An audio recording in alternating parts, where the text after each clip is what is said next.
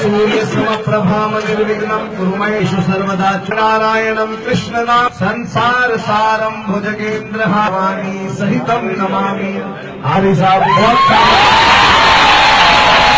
भक्तजन यहाँ पर हमारे साथ हमारी खुशियों में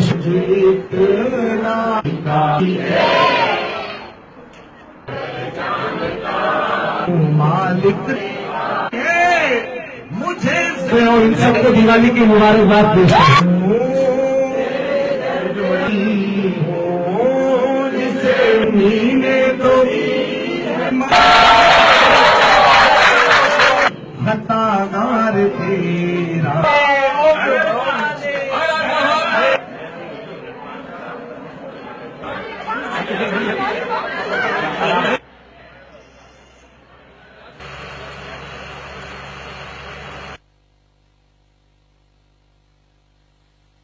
दुनिया का सबसे बड़ी पाकिस्तान का तारीख में सबसे बड़ी दिवाली मनाएंगे। और मैं चाहता था कि अगर हम ये करता अगर सिंध में कि मैं एक बड़ा प्रोग्राम रखता दिवाली पे और इस दिन को हम साथ मनाते तो फिर ये बड़ा अच्छा पैगाम होता।